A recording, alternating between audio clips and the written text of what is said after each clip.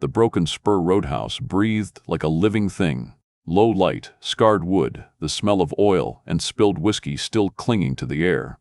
Engines had gone quiet minutes earlier, but their echo stayed, vibrating in the walls. Rain hammered the windows hard enough to sound like fists. Leather creaked as men shifted. Then steel flashed. A hired blade cut through the noise, driving straight toward Raze Blackthorn. The outlaw captain everyone in the valley feared, and no one dared surprise. There was no warning, no words, no hesitation, just murder moving fast. Before Raze could even turn, a woman stepped into the strike. Harper Vale, the quiet night shift bartender with eyes that had seen war, moved on pure instinct. The knife sank into her side instead of his ribs. She didn't scream. She didn't panic. She clamped her hand over the wound with practiced precision, like a medic sealing a line, not a victim bleeding out.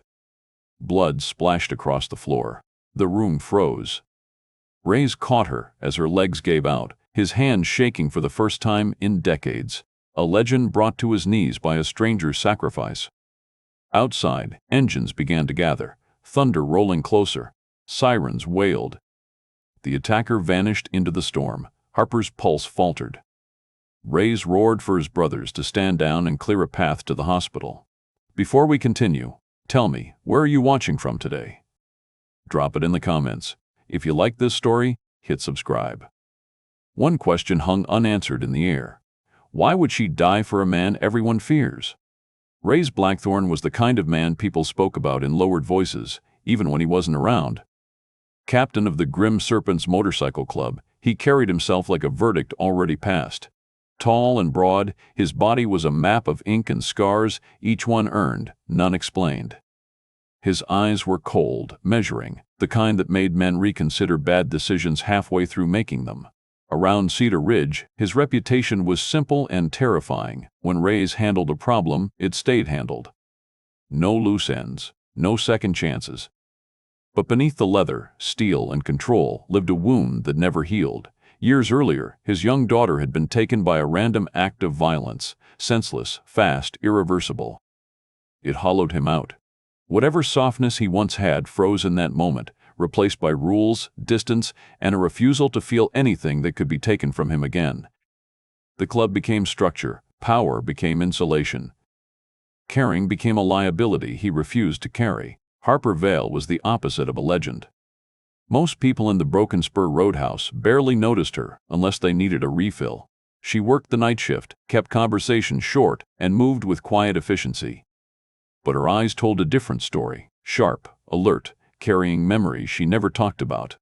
She had been a battlefield medic once, trained to run toward chaos while others ran away. War had burned the noise out of her. Now she lived small on purpose, working double shifts, sleeping lightly, trying to believe she was done saving people. Her strength wasn't loud or dramatic. It was reflex. When something went wrong, she moved. She didn't think about whether she should, only about what needed to be done. Violence didn't impress her. Threats didn't scare her. The only thing that mattered was stopping the damage before it spread. Knox, Ironjaw. Calder stood at Raze's right hand for a reason. As vice captain, he was discipline given flesh. Former military, he brought structure to the Grim Serpents without weakening them. He knew when to apply pressure and when to pull it back. His loyalty to Raze was absolute, but it wasn't blind. Knox understood consequences, optics, and timing. When Harper survived, he became something new within the club. The man who could translate her restraint into a language hardened outlaws would actually listen to. Then there were the others. The inner circle that made the Grim Serpents more than just muscle. Brick was enormous, a wall of a man with hands gentle enough to steady a shaking stranger. Crow rarely spoke, but when he did, people listened. His eyes missed nothing. Old Man Pike had been riding longer than most men had been alive. His voice carried weight because he remembered what loyalty meant before it was twisted into ego. He reminded the younger brothers that the patch was earned through responsibility, not just blood. Eli Vale, Harper's younger brother, lived in constant fear of a phone call that would end his world. He had watched his sister run toward danger his entire life, and every time she came back, it took something out of him. He loved her fiercely and hated the part of her that couldn't stand by when someone else was in trouble. Eli represented the cost of Harper's courage.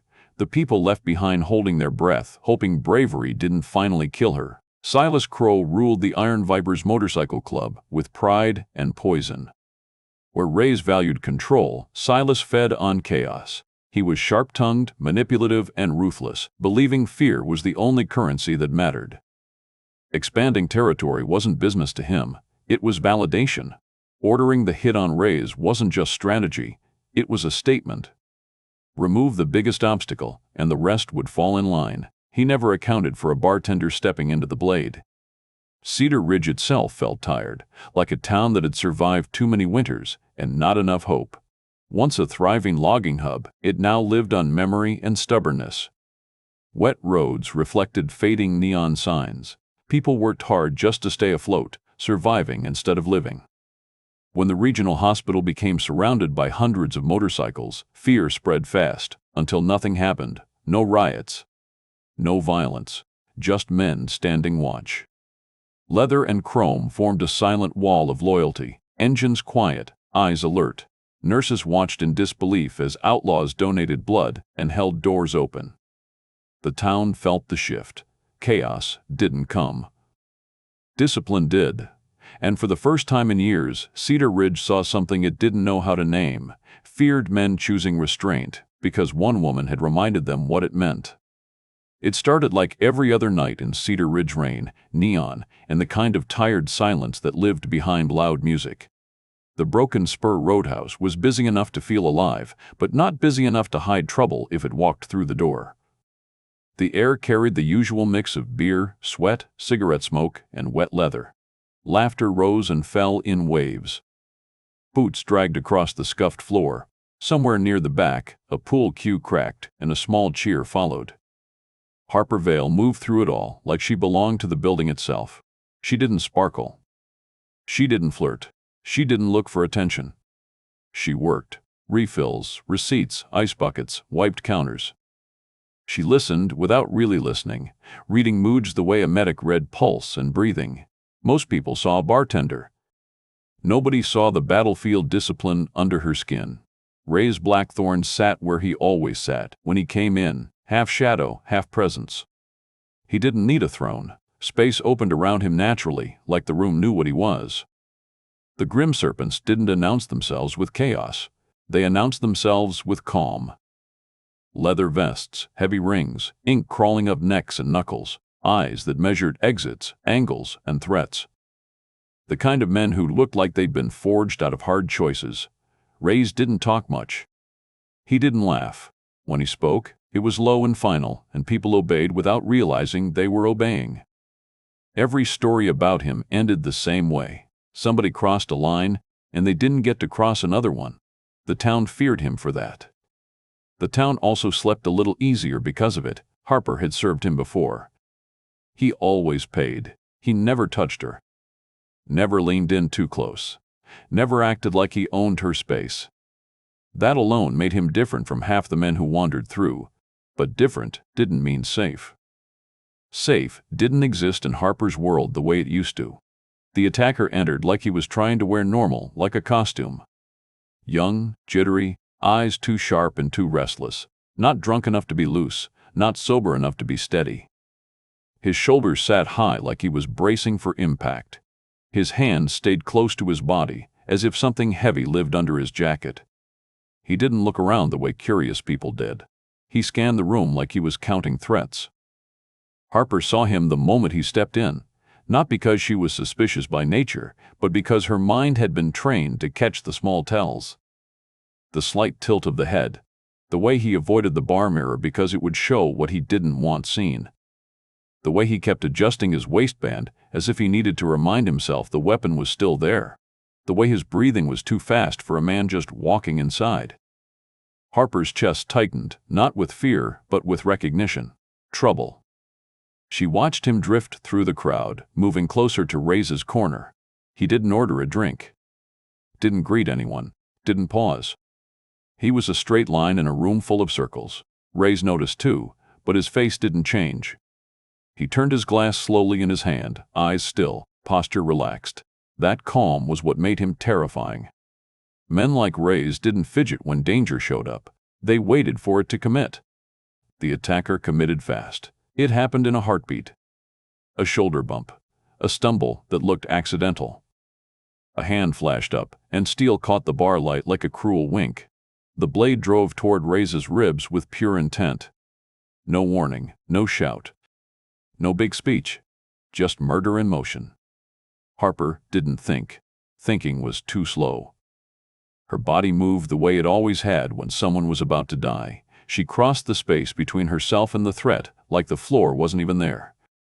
Her hand snapped out, not to grab the knife, too risky, but to shove herself between the weapon and its target. The knife hit her instead. It sank deep into her side, just under the ribs, hot, sharp pressure. A sound like fabric tearing.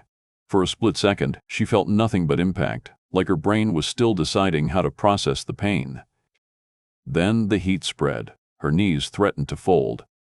Harper refused to scream. She didn't even gasp.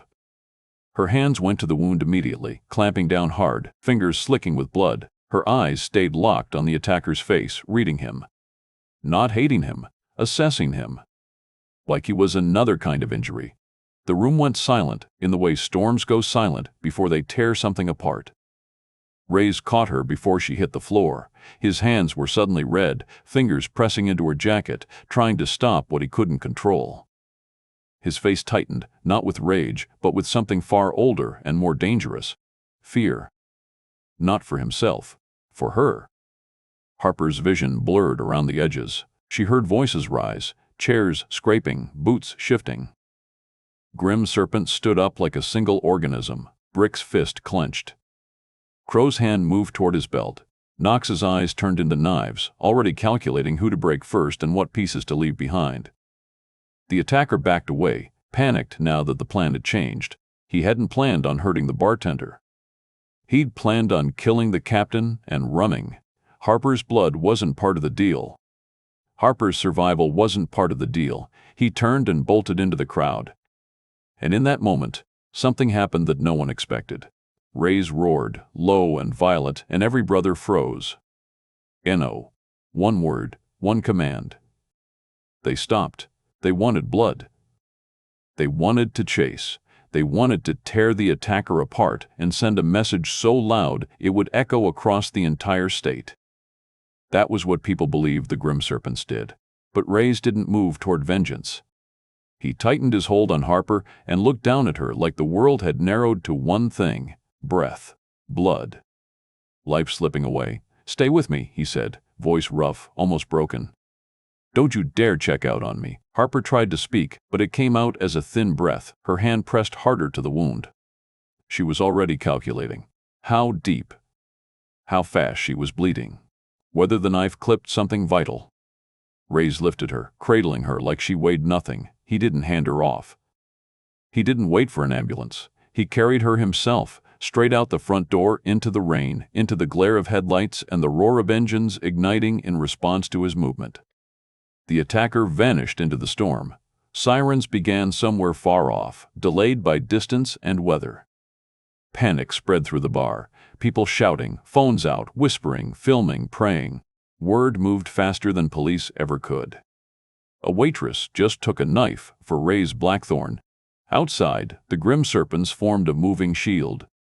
Bikes fired up, headlights cutting through the rain like weapons. Raze didn't care who saw. He didn't care what this looked like. He didn't care about the politics of it.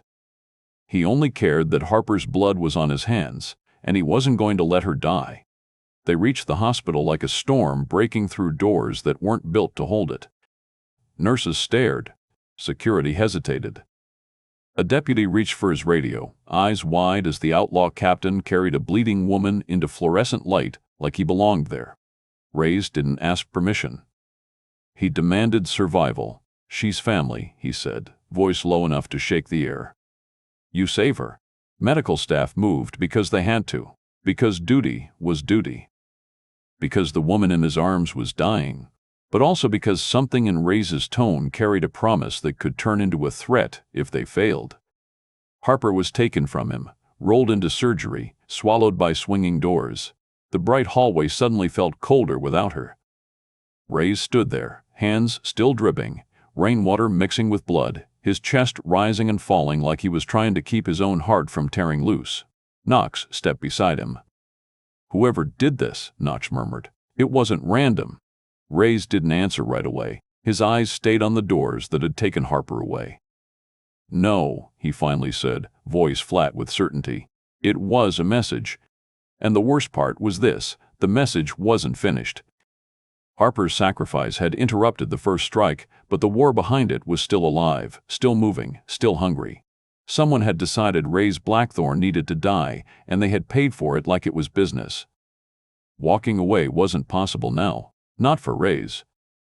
Not for the Grim Serpents. Not for Harper, if she lived long enough to open her eyes again. Knox made the call that would shift the entire town's moral weather. He contacted nearby chapters. One message, short and cold, carried down highways like a spark in dry grass. Captain hit. Woman down, hospital. By morning, Cedar Ridge woke up to the sound of thunder, hundreds of bikes rolling in, not to riot, not to burn, but to stand watch. The town braced for chaos. People pulled curtains. The mayor made nervous phone calls. Deputies tightened their grips on their belts. But no chaos came. Only a wall of leather and chrome parked in rain-soaked rows. Only men standing silent, eyes forward, waiting for the doors to open and the news to come. Only loyalty. And in the center of it all stood Raze Blackthorn, staring at a pair of surgery doors like they held the last piece of his soul he didn't even know he still had. Harper disappeared behind the surgery doors, and the hospital swallowed her whole. The fluorescent lights made everything look too clean for what had just happened, like the building was trying to pretend blood didn't exist. Raze Blackthorn stood in that hallway with rain still dripping from his hair, his hand stained red, his chest tight enough to crack ribs. He didn't sit. He didn't pace like a nervous man. He simply planted himself in front of those doors as if his body alone could keep death from walking out. Doctors and nurses moved fast, voices clipped and urgent. Someone cut Harper's jacket away. Someone called out numbers. Someone shouted for more gauze. And when the surgeon finally appeared long enough to bark instructions, Raze met the man's eyes like he was making a deal with the universe. "She lives," Raze said, "not a request, not a prayer. A demand." The surgeon didn't flinch, but he didn't promise either. He just nodded once and vanished back inside. The doors swung shut again, and the sound of Harper's life became muffled. Machines, footsteps, rushed commands. Knox, Ironjaw. Calder stood a few feet away, calm in the way only disciplined men were calm. He watched everything without making a scene. He didn't feed panic. He didn't feed anger. He fed control. When Raze didn't move, Knox stepped outside and made one call that turned the night into a warning siren. Within an hour, the first bikes arrived. 2. Then 10. Then a flood. Headlights cut through rain. Engines rumbled and then went silent as men dismounted in formation like soldiers arriving at a perimeter. The Grim Serpents didn't shout. They didn't push into the hospital.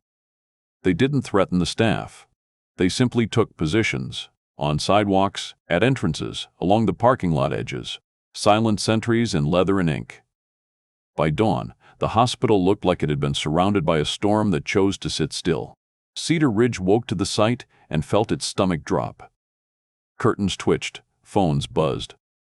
News vans rolled in and parked at angles that screamed urgency. Reporters stood under umbrellas, speaking into microphones with the kind of excitement people get when they think violence is about to happen. Deputies arrived in numbers that didn't match their confidence. The town had been taught its whole life that outlaw bikers meant chaos.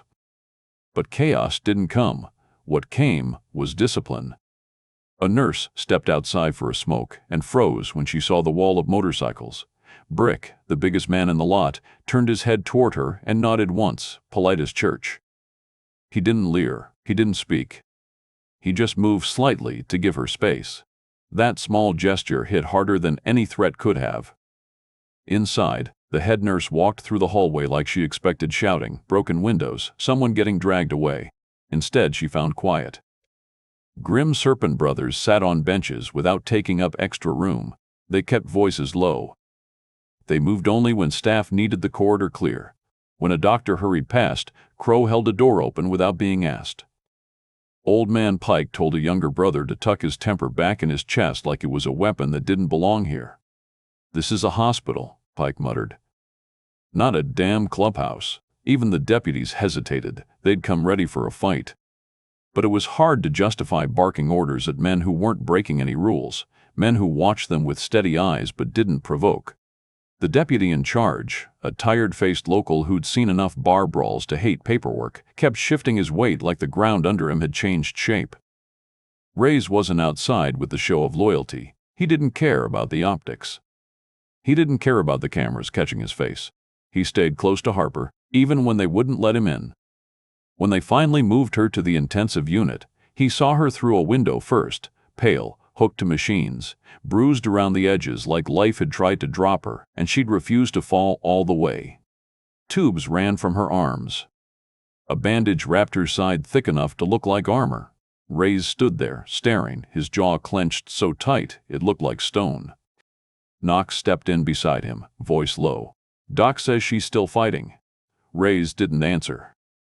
His eyes stayed locked on Harper's face. His hands opened and closed once, as if he could still feel the weight of her in his arms.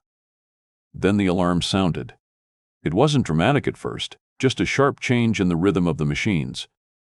Nurses moved quicker. Doctors appeared like shadows dragged forward by urgency.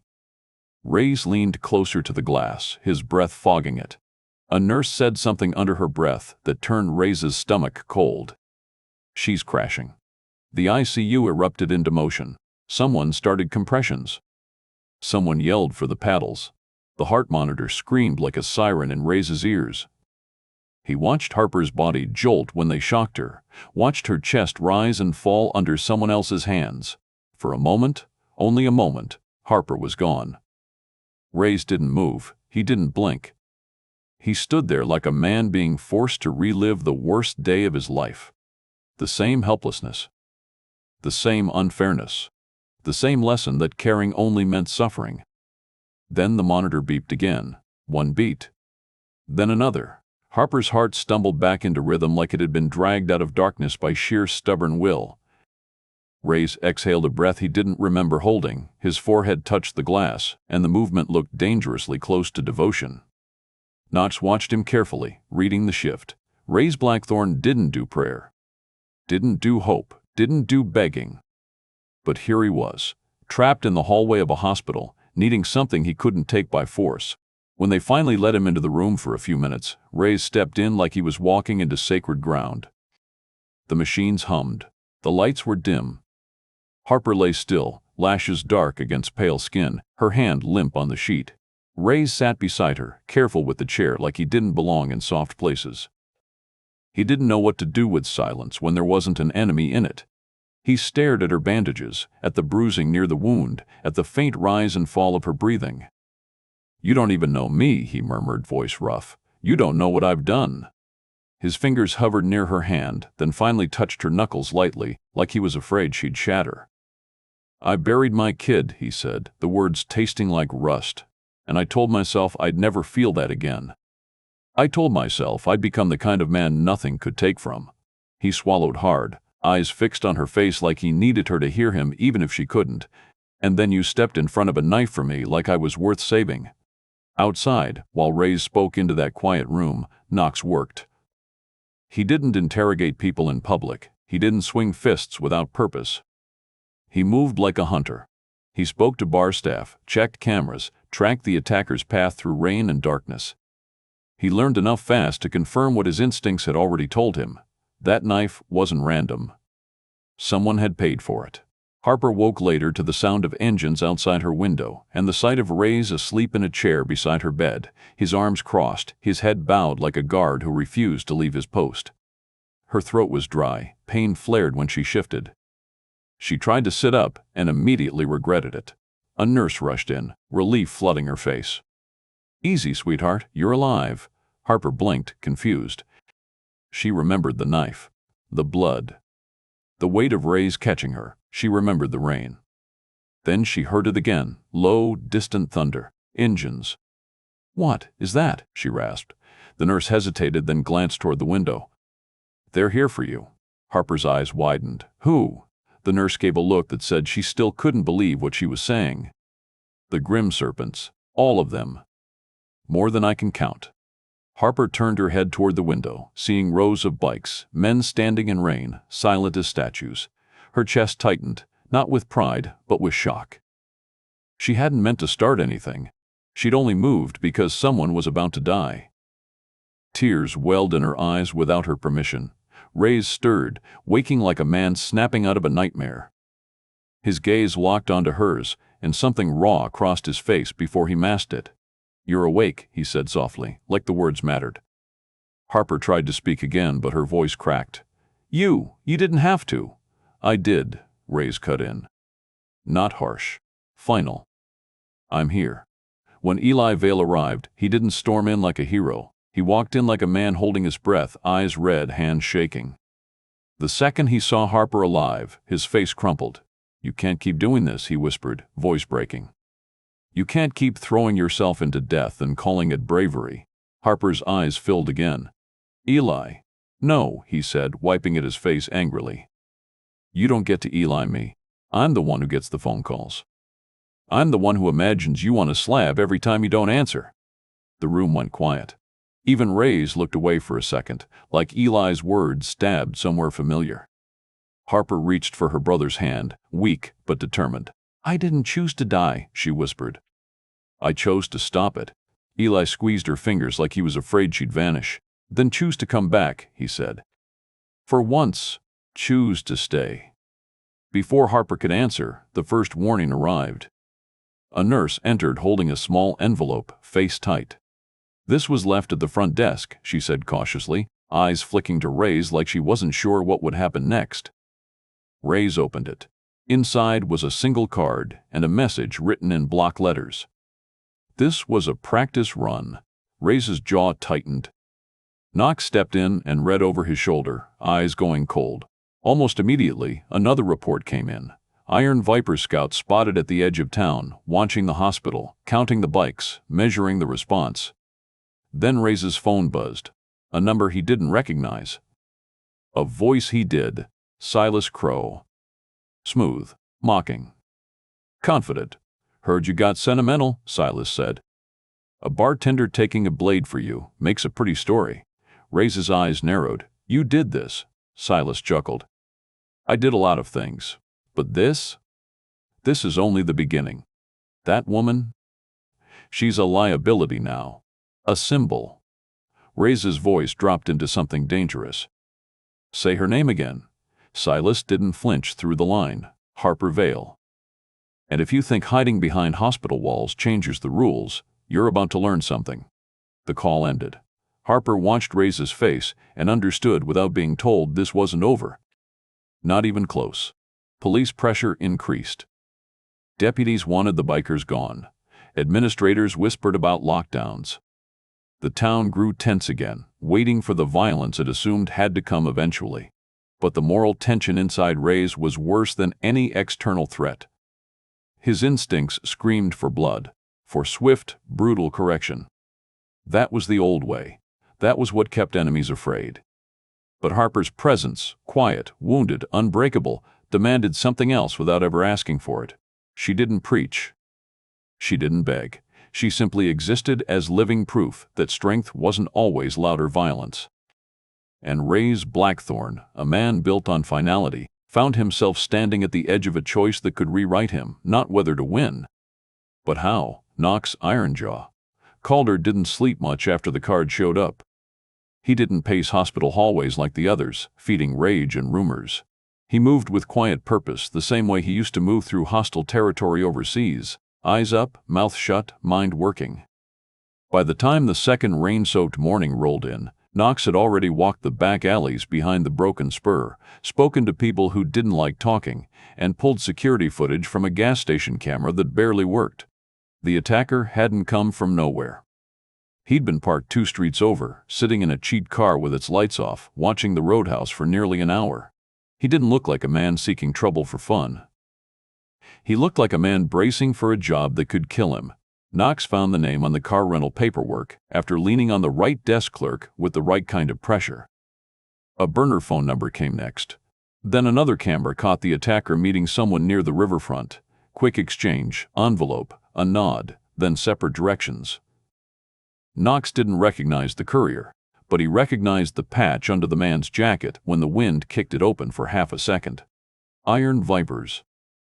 That was enough for Knox to know the truth, but he didn't bring it to Raze as a guess. He brought it as a nailed-down fact. He stepped into Harper's room late that afternoon, rainwater still on his boots. Raze was there, standing by the window like a loaded weapon disguised as a man. Harper lay propped up slightly, pale but awake, her eyes sharper than her body had any right to be. Knox tossed a small plastic bag onto the chair. Inside was the attacker's discarded hoodie, retrieved from a dumpster behind a laundromat. "I found him," Knox said. Raze's head turned slowly. "Where?" "Not yet," Knox replied. "But I know who bought him." Harper's fingers tightened on the blanket. "Bought him?" Knox's jaw flexed. "He wasn't some random junkhead. He was hired. Paid. Pushed." Raze's eyes narrowed to slits. "Say it." Knox didn't like bringing poison into a room where someone was healing, but the truth was already circling them like wolves. He met Raze's stare. "Silas Crow," he said, "Iron Viper's president." He ordered the hit. The air in the room changed. Raze didn't explode. He didn't shout. He didn't throw anything. That was the terrifying part. His face went still, the way ice went still right before it cracked open and swallowed someone whole. Harper watched him carefully, sensing the shift. She'd seen men like this in war, men whose anger didn't flare outward because it was burning inward, controlled, stored, aimed. Raze's voice came out low. "Bring the kid in alive." Knox nodded once. "Already working it." That night, the Grim Serpents moved like a shadow across Cedar Ridge. No roaring convoys. No loud threats. Just quiet men in wet streets, pulling threads until the whole pattern revealed itself. Crow spotted the attacker buying food at a corner store, hands shaking as he stuffed cheap snacks into his jacket like he hadn't eaten in days. Brick didn't rush him. He waited until the kid stepped outside, then blocked his path with a wall of muscle and calm. "You're coming with us," Brick said softly. The kid bolted anyway. He ran like panic had teeth in his back. He cut through alleys, slipped in mud, nearly got hit crossing a street.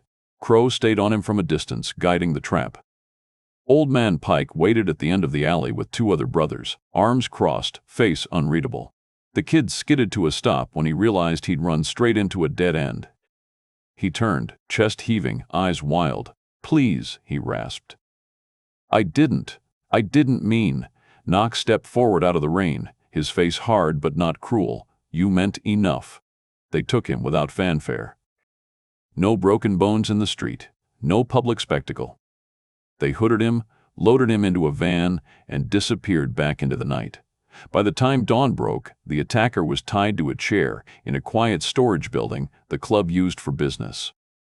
The kind of place where people didn't ask questions and answers had a way of becoming permanent. Raze walked in slowly, every step measured. Knox stood behind him. Brick leaned against a wall. Crow watched the door. Pike sat in the corner, silent as a judge. The kid, barely more than a boy, looked up with swollen eyes. Fear made him shake so hard the chair rattled. Raze stopped in front of him and stared for a long moment. "You tried to kill me," Raze said, voice flat. The kid's mouth trembled. "I was paid." Raze's hand lifted slightly, and every man in the room leaned forward without realizing it. That was the old way, the way Cedar Ridge expected, the way the Iron Vipers were counting on. Violence answered by violence. Blood answered by blood. A war that would burn the town and leave only ashes and headlines. Then a new sound cut through the room. "Stop!" Harper's voice, weak, rough but sharp as a blade. The men turned in disbelief. Harper stood in the doorway, pale as paper, one hand pressed against her healing side, her hospital bracelet still on her wrist. Eli was behind her, furious and frightened, like he'd chased her out. Knox's eyes widened slightly, less surprise, more concern. Raze's face shifted, anger flickering. "What are you doing here?" he demanded. Harper took a step forward, wincing but refusing to bend. "I'm doing what I've been doing since the knife," she said. "Stopping you from turning this into something worse." Raze's voice hardened. "This doesn't concern you." Harper's eyes flashed. "It concerns me because I'm the one bleeding for it." The kid looked at her like she was a ghost. Harper moved closer until she stood beside Raze, her small frame looking fragile next to him, yet somehow unmovable. She didn't beg. She didn't plead for mercy like she thought the kid was innocent. Her gaze stayed locked on Raze's face. "If you do this for me," she said slowly, each word deliberate, "you do it my way." Silence hit like a punch. Raze stared at her as if he couldn't decide whether to drag her back to safety or listen. His jaw clenched. The old instincts in him screamed that weakness invited attack, that mercy was a luxury. That leaving threats alive was how men ended up in graves. Harper didn't flinch under his stare. "You want justice," she continued, voice trembling slightly from pain, not fear. "Then get truth first. If you make this about revenge, you turn him into a story Silas can use. Another excuse.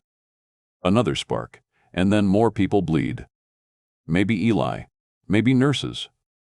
Maybe kids in this town who didn't choose any of this." Eli swallowed hard behind her, eyes wet. Raze's nostrils flared. "He put a knife in you." "I know," Harper snapped, anger cracking through her exhaustion. "And I'm still standing here." "That should tell you something." Knox watched Raze carefully, waiting for the verdict. Raze turned his head slightly toward the kid. "Why," he asked, voice low, "did you take the job?" The kid choked on a sob. "Because I'm stupid," he said. "Because I'm broke. Because my mom." His voice broke. "My mom's sick. Real sick. And the bills, they just kept stacking. They said it would be easy. They said you'd be alone. They said—" "Who said?" Harper cut in, stepping closer, eyes fierce. The kid's gaze darted between her and Raze, terror doubling. "I don't know names. I swear. I got a message. A meat. A bag of cash." Harper's tone sharpened, not threatening, just clear. "Look at me," she ordered. The kid did, shaking. "You almost killed me," she said, "so listen close. You're going to tell the whole truth. Every detail. Every face. Every place. Not because you deserve forgiveness. Not because I'm kind. Because if you don't, Silas Crow will keep doing this, and next time the knife will find someone who can't stand back up." The kid blinked rapidly. I don't want to die." Harper nodded once. "Then stop lying." Something in her steadiness broke through his panic. He began talking, fast, messy, spilling details he'd held back because he thought secrets might save him. The riverfront meet. The courier with an iron viper's patch. The promise of more money if he finished the job. A second hit planned if the first failed. Raze's eyes went darker with every word. Knox took notes mentally, already building the legal and strategic shape of the takedown. Not a bar fight. Not a street execution. A collapse from the top. When the kid finally ran out of breath, Harper exhaled slowly, pain pulling at her face. She turned to Raze. "Now," she said, "you have something worth more than his blood." Raze stared at her for a long moment, the whole room waiting to see which version of him would win. Then he did something no one expected. He stepped back. "Untie him," Raze ordered. Brick blinked. "Cap, untie him," Raze repeated harder. Knox moved first, cutting the restraints. The kid sagged, confused, crying. Raze leaned in close enough that the kid could smell leather and rain and consequence. "You're alive," Raze said softly, "because she said so. That means you're not mine anymore. You're evidence.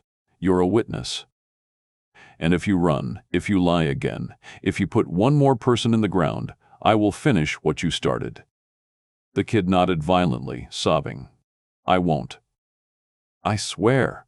Harper's shoulders loosened slightly, relief and pain mingling. She didn't smile.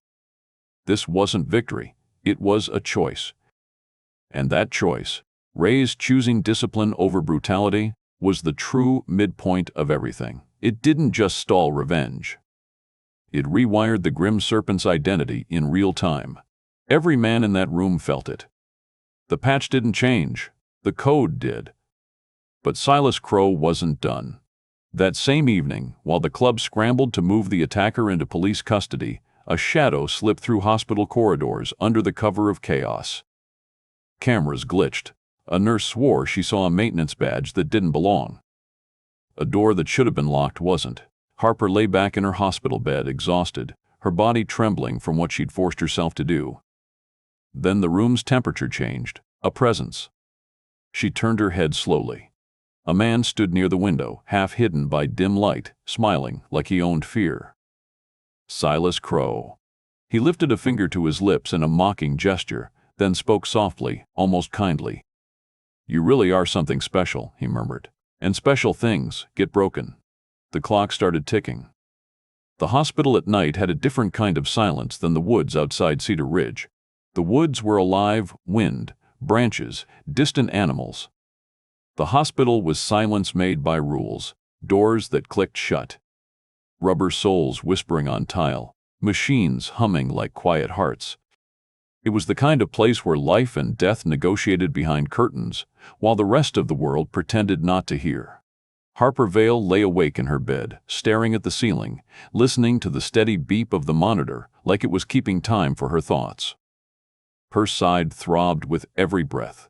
Bruises bloomed under her skin. She felt older than she had any right to feel, and yet her mind refused to rest. She kept replaying the moment Raze stepped back in that warehouse. The moment he chose restraint because she asked him to. The moment the club-hard men built on old violence accepted a different path. Then the air in the room shifted. It was subtle, the way danger always was when it was confident. A cold edge sliding into the space. Harper's eyes snapped toward the door. It wasn't open. The lock hadn't clicked. But there was a shadow by the window that hadn't been there a second earlier. The figure stepped forward, and the dim light caught the angle of his face. Clean-shaven, sharp cheekbones, eyes that looked like they'd never apologized for anything. He wore a maintenance jacket like a costume, the badge crooked on purpose, like he didn't care if anyone believed him. Silas Crowe. Harper's throat tightened, but she didn't make a sound. Her hand drifted toward the call button, slow, careful, like moving too fast might trigger something. Silas smiled as if he'd read the thought before it formed. "No," he said softly, and his hand came up. Steel flashed. A knife, thin, polished, hungry, caught the light and turned it into a warning. In one smooth step, Silas crossed the space between them and pressed the blade beneath Harper's jaw. Her body went rigid. Pain flared where the knife kissed her skin, not cutting yet, just promising. Silas leaned close enough that she could smell rain and cigarette smoke under the disguise. "Full circle," he murmured. "A knife again. Only this time, you don't get to jump in front of anyone." Harper's heart slammed against her ribs, then steadied, not because she wasn't afraid, but because fear didn't get to drive her. Fear was just another symptom. She'd treated worse. She kept her hands visible, palms open on the blanket. "Silas," she said quietly, voice rough but even. He chuckled. "Look at you. Still trying to sound calm while your pulse is screaming." Harper swallowed carefully, feeling the blade move with her throat. "If you're here," she said, choosing each word like it mattered, "you're cornered." Silas's smile thinned. "Cornered?" he repeated, amused. "Sweetheart, I walked into a hospital full of your biker saints, and I'm standing in your room with a knife on you. Doesn't feel like I'm the one cornered." Harper's eyes stayed on his, steady as a medic's gaze over a wound. "You didn't come to win," she said. "You came because you're losing." For a fraction of a second, something flickered behind Silas's eyes. Anger. Pride. A crack in the mask. Then he pressed the knife a little harder, enough to draw a thin line of blood. Harper didn't flinch. Silas tilted his head. "You want to know what I admire about you?" he asked softly. "You're brave. Stupid, but brave. You made Raze Blackthorn hesitate. You made him choose you over his own code. That kind of weakness spreads." Harper's voice dropped. "You're wrong." Silas laughed quietly. "Am I? He didn't kill my paid little puppet. He didn't send pieces of him back to me in a bag. That's not strength. That's you, making him soft." Harper's breathing stayed controlled, measured, even as her body screamed for her to move. You think mercy is softness, she said. That's because you've never had the courage to stop. Silas's eyes narrowed. Careful, Harper didn't stop. She couldn't fight him with her body. Her side was torn open. Her legs were weak. One wrong move and he would cut deep, and she'd be gone before anyone reached the room. So she did the only thing she could do. She fought with truth. You didn't order that hit because you needed territory, she said. You ordered it because you need to prove you're something. You need people afraid because if they're not afraid, they see what you really are.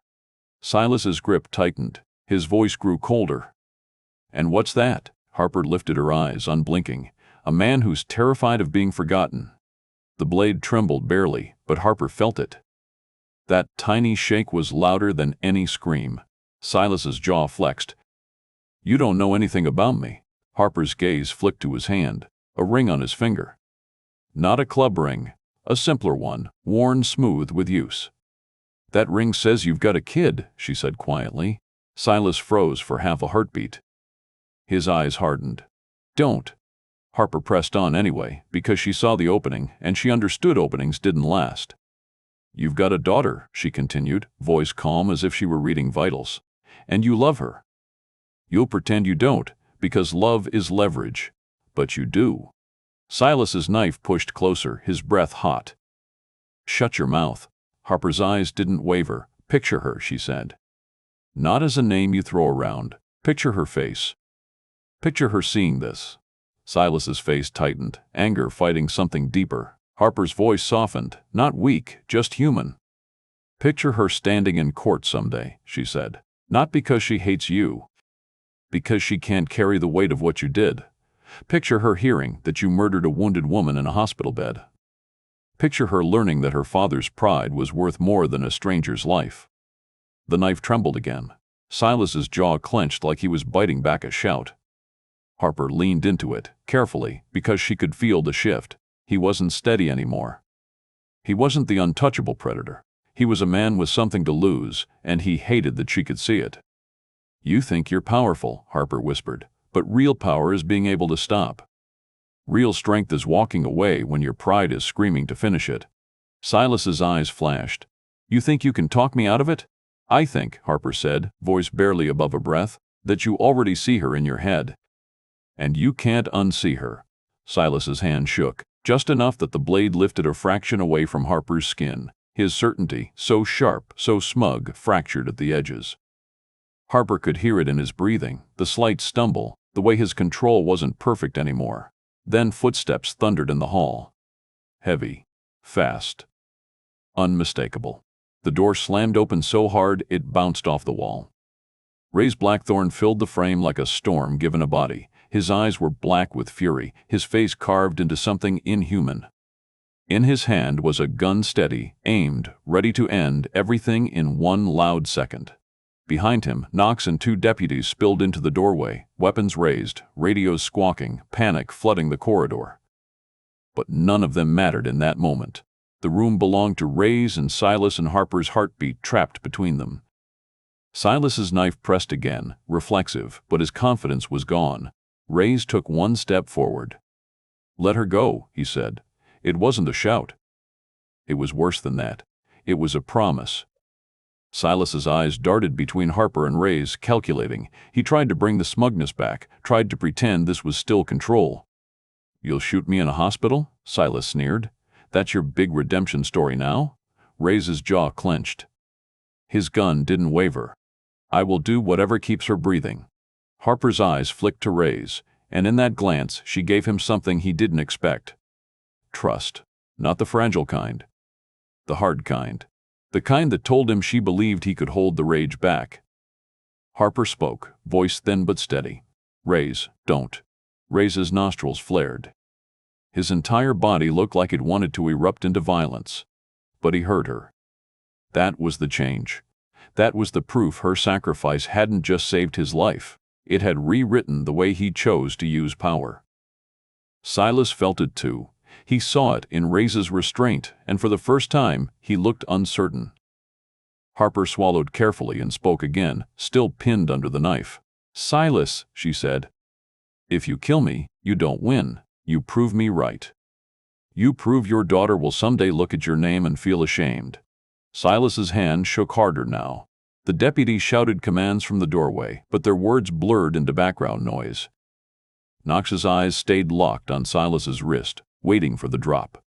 Raze took another step forward, gun still aimed, but his voice changed lower, controlled. "It ends here," Raze said. Silas's throat bobbed. Pride fought fear, rage fought reality. Then Harper whispered the final cut that wasn't a threat. "Go home," she said. "Before you become the monster, your child has to survive." That did it. Silas's breath hitched. His eyes squeezed shut for a fraction of a second, like he was fighting an image in his mind. Then, slowly, his hand opened. The knife clattered to the floor.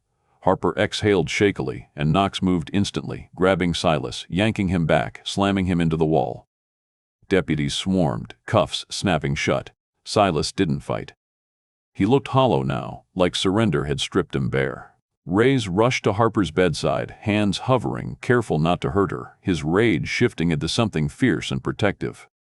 Harper looked up at him, trembling, tears burning her eyes, not from fear, but from the weight of what almost happened. Raze's voice came out rough. "You okay?" Harper nodded faintly. "I'm here." In the hallway, the radio chatter turned frantic. Word moved fast. Silas Crow in cuffs. A hospital infiltration. A confession from the hired attacker already in deputy hands. The Iron Vipers weren't a threat anymore. They were a collapsing structure with their president dragged into the light, and justice landed without the massacre Cedar Ridge expected. No bodies stacked in gutters. No club war burning the town down.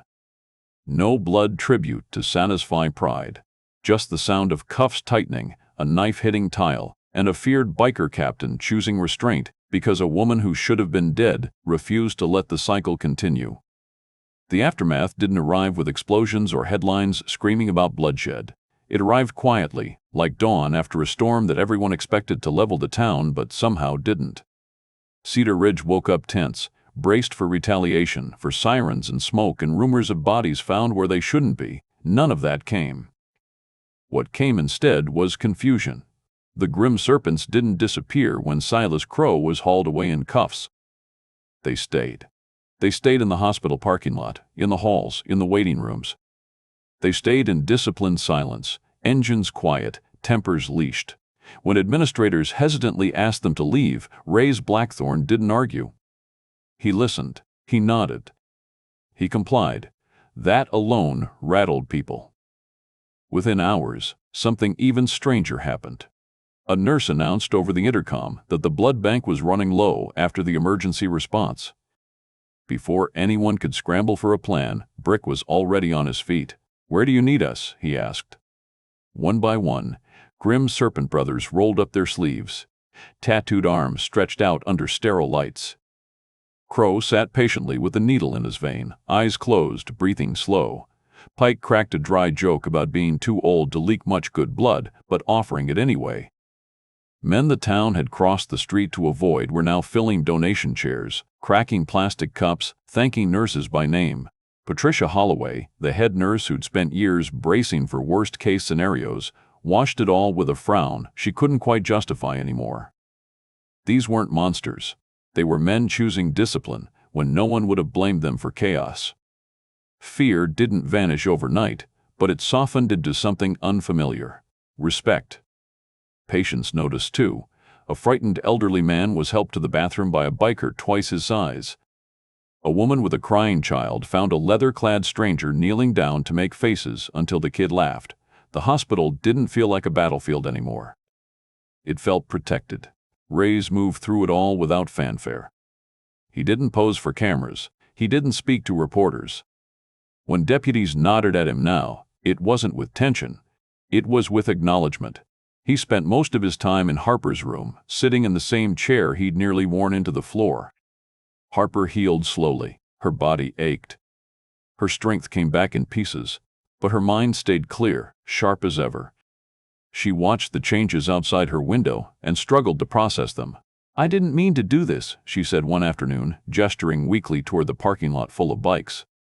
"I just reacted." Raze looked at her for a long moment before answering. That's usually how the important things start. One evening, when the ward was quiet and the noise of the day had faded, Raze finally spoke about what he'd carried for years. He didn't dramatize it. He didn't soften it either. "My daughter was 7, he said, staring at the floor. Wrong place. Wrong time. Someone else's mess. Harper listened, heart tight, letting him speak without interruption. "I learned that loving someone meant losing them," he continued, "so I stopped. I built rules. Control. Fear. Thought that was strength." He looked up at her then, eyes raw. "You stepping in front of that knife didn't make me weak. It reminded me what strength actually costs." Harper reached out and rested her fingers over his, light but steady. "You didn't lose it," she said. "You just buried it." When the doctors finally cleared Harper for discharge, word spread faster than anything official could. The morning she was wheeled out, the sky was clear for the first time in days. Sunlight bounced off chrome lined up in perfect rows. Engines rumbled to life as she emerged. Not chaotic. Not threatening. Thunderous. Hundreds of bikes idled in unison, a sound that shook the ground and the air and something deep in Harper's chest. She turned, overwhelmed, tears spilling freely now. Raze stepped forward and helped her stand. He handed her a leather jacket, new, heavy, custom-fitted. On the chest was a single patch, ER&D. Harper stared at it, breath hitching. "I didn't ask for this." Raze shook his head. "You didn't have to." The salute followed her all the way home, engines fading only when she disappeared from view. The town watched from sidewalks and windows, not with fear this time, but with something like awe. Recovery didn't mean retreat. In the weeks that followed, plans took shape that would have sounded impossible before the stabbing. Harper talked about the attacker, about desperation, about sickness, about people making terrible choices because they felt trapped. Raze listened. Notch listened. The club listened. Second Wind was born from those conversations, a clinic and outreach center built on the edge of town, funded by Grim Serpent money and Grim Serpent labor. Veterans, addicts, families drowning in bills, people on the edge of becoming something they didn't want to be. Doctors volunteered, counselors signed on. The club provided security, funding, and something harder to measure presence. The attacker showed up one day, thinner, quieter, but sober. He kept his head down and worked. No one glamorized his past. No one forgot it either. But he was proof that stopping the cycle worked better than feeding it. Raze remained captain of the Grim Serpents. The patch didn't change. The reputation didn't vanish.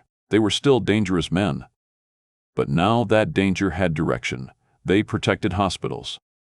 They shut down predators instead of becoming them. They enforced lines instead of erasing them. And at the center of it all stood Harper Vale and Raze Blackthorn, two people who never set out to change a town, a club, or a legend. They just chose to stop the bleeding. And in doing so, turned fear into purpose. Loyalty isn't proven by how hard you hit or how far you're willing to go when no one stops you. It's proven in the moment when walking away would be easier, when pride demands blood, but conscience demands restraint. Anyone can pull a trigger or swing a blade. It takes something rarer to lower your hand when every instinct tells you not to.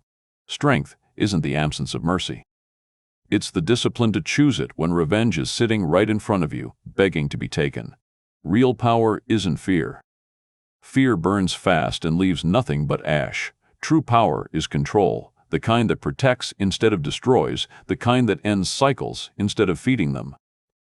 Harper didn't change the world by being fearless. She changed it by being brave enough to act, and brave enough to refuse more blood when the blade was already drawn. Taking the hit was only the beginning. Breaking the cycle was the harder fight. Courage isn't measured by scars alone. It's measured by what you stop as much as what you survive. People will always judge by patches, by leather, by reputation. But appearances lie. They always have. Actions don't. And when loyalty finds a conscience, even the most feared legends can become something better than myths. They can become protectors. Legends aren't forged by fear alone.